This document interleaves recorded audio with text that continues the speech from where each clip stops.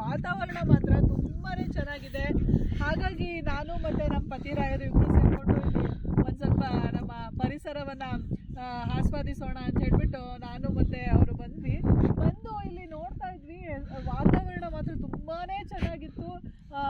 ಪ್ರಕೃತಿ, ಮರ ಗಿಡಗಳು, ಮತ್ತು ಇಲ್ಲಿ ಹಸಿರು, ಎಲ್ಲಿ ನೋಡಿದ್ರು ಹಸಿರು ಕಾಣಿಸ್ತಾ ಇದೆ. ಮಣ್ಣು ನೋಡಿ, ಈ ಮಳೆ ಇದು ನೀರು ಬಿದ್ದು ಆ ವಾಸನೆ ಇನ್ನೂ ಕೂಡ ಬರ್ತಾ ಇದೆ. ಅಷ್ಟು ಒಳ್ಳೆ ಸ್ಮೆಲ್ಲು, ಮಣ್ಣಿನ ಸ್ಮೆಲ್ಲು ವಾಸನೆ ಬರ್ತಾ ಇದೆ. ತುಂಬಾ ಚೆನ್ನಾಗಿದೆ ವಾತಾವರಣ. ಇದನ್ನ ನೋಡಿದಾಗ ನನಗೆ ಅನ್ನಿಸ್ತು ಯಾಕೊಂದು ವಿಡಿಯೋನ ಮಾಡಬಾರ್ದು ಅಂತ ಹೇಳಿ ಅನ್ನಿಸ್ತು. ಯಾಕಂದರೆ ಒಳಗಡೆ ಬರೀ ಗಾಳಿ, ಒಂದು ಸೌಂಡು, ಪೊಲ್ಯೂಷನ್ನೇ ಜಾಸ್ತಿ. ಎಲ್ಲಿ ನೋಡಿದ್ರು ನಾವು ಅದನ್ನೇ ನಾವು ಸಾಮಾನ್ಯವಾಗಿ ನೋಡೋ ಅಂಥದ್ದು ದಿನ. ಆದರೆ ಇವತ್ತು ನನಗೆ ಅನ್ನಿಸ್ತು ಇಲ್ಲಿ ನೋಡ್ತಾ ಇದ್ದೀನಿ, ಬರೀ ಒಳ್ಳೆ ಗಾಳಿ ಸಿಗ್ತಾ ಇದೆ. ಮತ್ತು ವಾತಾವರಣ, ಈ ಪರಿಸರ ಅಷ್ಟೇ ಎಷ್ಟು ತುಂಬ ಶುಭ್ರವಾಗಿದೆ. ಎಲ್ಲೂ ಯಾವುದೇ ರೀತಿ ಗಲೀಜು ಏನು ನಾವು ನೋಡ್ತಾ ಇಲ್ಲ. ಆದರೆ ಸಾಮಾನ್ಯವಾಗಿ ನಾವು ಪ್ರವಾಸಿ ತಾಣಗಳಿಗೆ ಅಂತ ಹೋದಾಗ ಬರೀ ಈ ಪ್ಲಾಸ್ಟಿಕ್ ಬಾಟಲ್ಗಳು, ಬೇಡದೇ ಇರೋ ವಸ್ತುಗಳು, ಅದು ನಾವು ಎಲ್ಲಿಗೆ ಹೋಗಿರ್ತೀವಿ ಅದನ್ನು ಅಲ್ಲಲ್ಲೇ ಬೇಡದೇ ಇರೋದೆಲ್ಲ ಅಲ್ಲಲ್ಲೇ ಬಿಸಾಕಿ ಬರೋದು. ಹೇಳ್ತಾರೆ ಅಲ್ಲೇ ಪ್ರವಾಸಿಯವರು ಅದನ್ನ ಮೇಂಟೆನೆನ್ಸ್ ಅವರೆಲ್ಲ ಎಲ್ಲ ಹಾಕಿರ್ತಾರೆ, ಏನು ಗಲೀಜು ಮಾಡಬೇಡಿ, ಏನು ಮಾಡಬೇಡಿ ಅಂತ. ಬಟ್ ಜನ ಅದನ್ನು, ಎಷ್ಟೋ ಜನ ಅದನ್ನು ಪಾಲಿಸ್ತಾ ಇಲ್ಲ. ಹೌದು, ಅದು ಇವಾಗ ನಾನು ಅದನ್ನೇ ವಿಷಯನ ಹೇಳಕ್ಕೆ ಬಂದೆ.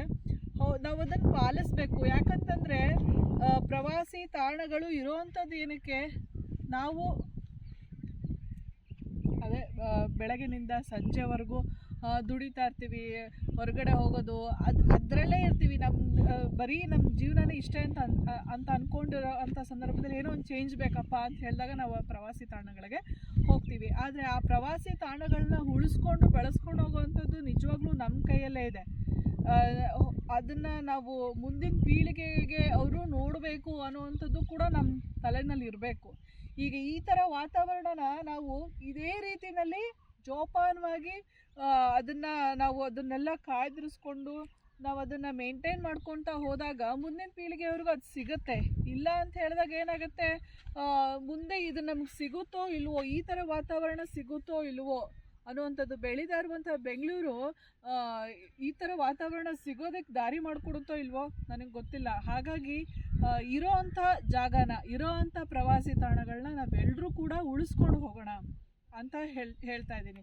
ಅದು ಯಾರೋ ಒಬ್ಬರು ಜವಾಬ್ದಾರಿ ಅಲ್ಲ, ಎಲ್ಲ ನಾಗರಿಕರು ಕೂಡ ಜವಾಬ್ದಾರಿ. ಎಲ್ಲ ನಾಗರಿಕರು ಸೇರಿದ್ರೇ ಏನೋ ಒಂದು ಒಳ್ಳೆ ಕೆಲಸ ಮಾಡೋದಕ್ಕೆ ಸಾಧ್ಯ. ಹಾಗಾಗಿ ಪ್ರವಾಸಿ ಹೋಗುವಂತಹ ಎಲ್ಲ ಪ್ರವಾಸಿ ಪ್ರಿಯರು, ಎಲ್ಲ ಪ್ರಕೃತಿ ಪ್ರಿಯರು ಯಾರ್ಯಾರಿದ್ದಾರೆ ಅವರೆಲ್ಲರಲ್ಲೂ ನಾನು ಒಂದು ಮನವಿ ಏನು ಮಾಡ್ಕೋತೀನಿ ಅಂತ ಹೇಳಿದ್ರೆ, ನಾವು ಹೋಗುವಂಥ ತಾಣಗಳನ್ನು ನಮ್ಮ ಕೈಲಾದಷ್ಟು ಶುದ್ಧವಾಗಿ ಇರಿಸ್ಕೊಳ್ಳೋಂಥ ಪ್ರಯತ್ನ ಮಾಡೋಣ. ಮತ್ತು ಬೇರೆಯವ್ರಿಗೂ ಸಂದೇಶವನ್ನು ಮುಟ್ಟಿಸೋಣ. ನಮ್ಮ ವಾತಾವರಣನ ನಾವು ಆದಷ್ಟು ಕಾಪಾಡಿಕೊಳ್ಳೋಣ. ಎಲ್ಲ ಮುಂದಿನ ಜನ್ರೇಷನ್ಗೂ, ಮುಂದಿನ ಪೀಳಿಗೆಯವ್ರಿಗೂ ಕೂಡ ಅದನ್ನು ನಾವು ತಲುಪಿಸೋಣ ಅಂತ ಹೇಳ್ತಾ ನನ್ನ 2 ಮಾತುಗಳನ್ನ ಇಲ್ಲಿ ಮುಗಿಸ್ತಾ ಇದ್ದೀನಿ. ಮತ್ತೊಂದು ಸರಿ ನೋಡ್ಕೊಳ್ಳಿ ಯಾವ ರೀತಿ ಇದೆ ಪರಿಸರ ಅಂಥೇಳಿ. ವಾತಾವರಣ ತುಂಬ ಚೆನ್ನಾಗಿರೋದ್ರಿಂದ ತುಂಬ ಚೆನ್ನಾಗಿ ಕಾಣಿಸ್ತಾ ಇದೆ.